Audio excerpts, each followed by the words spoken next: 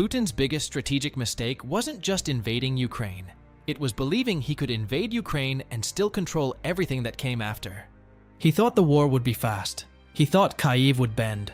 He thought the West would argue, hesitate, and eventually move on. Instead, Russia walked into the most expensive geopolitical gamble of the 21st century and turned a war meant to restore Moscow's power into a conflict that exposed its limits. In this video, we're breaking down the mistake at the center of Putin's strategy, why it looked logical from the Kremlin, why it failed, and why the consequences are still unfolding years later. This was never just about one battlefield. It was about time, alliances, economics, and military reality. Stick around, because the biggest twist is this. Putin didn't just strengthen Ukraine. He helped revive the very Western alliance system he wanted to weaken. Chapter 1. The Fatal Assumption.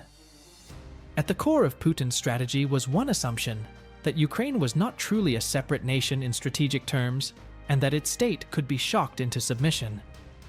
That belief shaped everything.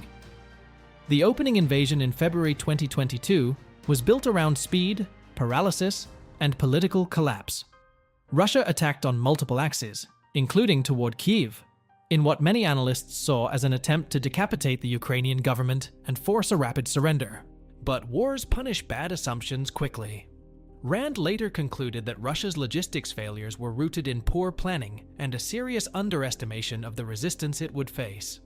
Ruessi's early war assessment likewise found that the invasion exposed major weaknesses in Russia's planning and execution.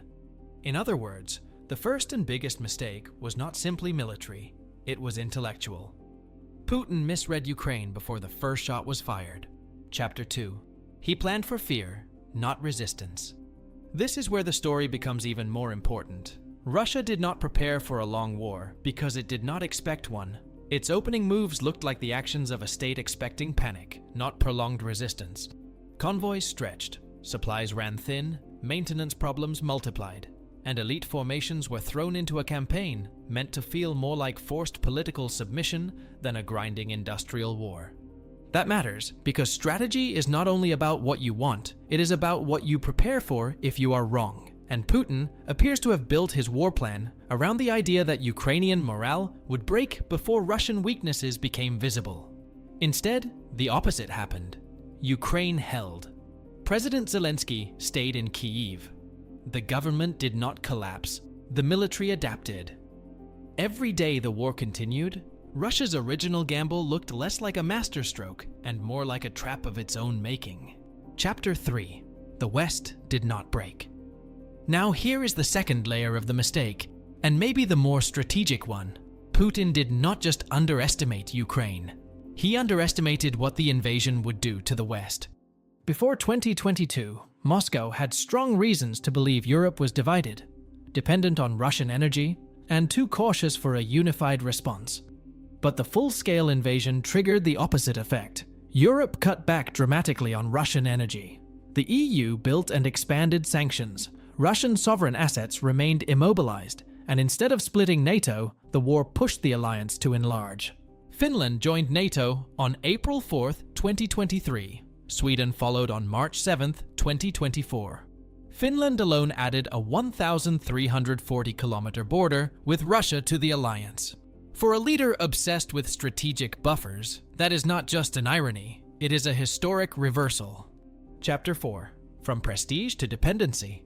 Great powers hate one thing more than defeat: dependency. And this war pushed Russia into relationships that reveal how costly Putin's decision has been. CSIS analysts noted that Russia's foreign policy has increasingly been reorganized around sustaining the war effort.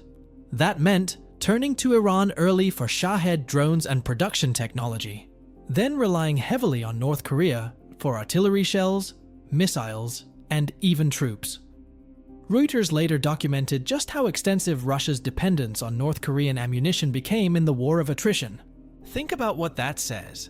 The country that wanted to prove it was a self-sufficient military superpower ended up leaning on sanctioned partners to keep the battlefield machine moving.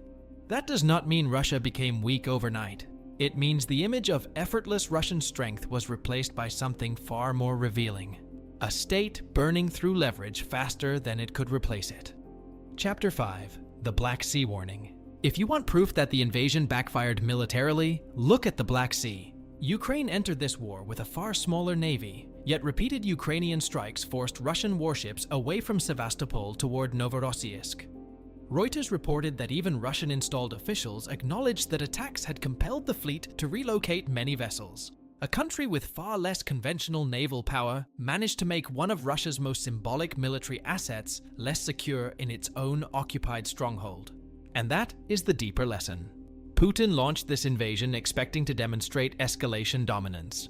Instead, the war repeatedly showed that a determined defender with innovation, Western support, and asymmetric tools could impose real costs on a larger power. The war did not just damage Russia's image, it changed how the world measures military effectiveness. Chapter 6. The war that rewrote Russia's future. Another reason this was Putin's biggest strategic mistake is that even where Russia adapted, the adaptation itself came at a price. A short victorious war might have strengthened Russia's position in Europe. A long attritional war has done something else entirely. It has hardened Ukraine's national identity, accelerated European rearmament, tied Russia more tightly to wartime economics, and narrowed Moscow's room for diplomatic maneuver. CSIS experts argued in February 2026 that this is not the war Putin hoped for. Ukraine did not collapse, the West did not fragment enough to deliver Russia victory, and many of the doors the Kremlin expected to open never opened at all. That may be the most important point in this whole story. Chapter 7. Why analysts keep coming back to this mistake. So when military analysts call this Putin's biggest strategic mistake, they are not saying Russia cannot still fight, still adapt, or still inflict massive destruction. Even in March 2026, major Russian drone and missile attacks continue, and the war remains brutally active. What they mean is something bigger. The invasion failed at the highest level of strategy. Chapter 8. Final Analysis. In the end, Putin's biggest strategic mistake was simple to describe and devastating in impact. He tried to force history to move backward, and instead, he accelerated forces moving against him. He wanted a weaker Ukraine. He got a more hardened one. He wanted a divided NATO. He got a larger NATO. He wanted to project Russian military superiority. He exposed Russian planning failures. He wanted to reduce Western influence near Russia's borders. He helped legitimize a stronger Western security presence there. And that is why this war will be studied for decades. And that is why the mistake still echoes across Europe. If you found this breakdown useful, share your view below. Was Putin's biggest mistake the invasion itself, or the belief that Ukraine, Europe, and the West would all react exactly the way he expected? If you want more sharp, fact-based geopolitical analysis, stay tuned.